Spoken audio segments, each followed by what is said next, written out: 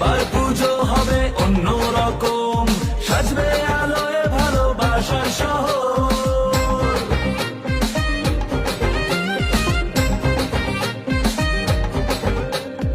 এবার পুজো হবে অন্যরকম, সাজবে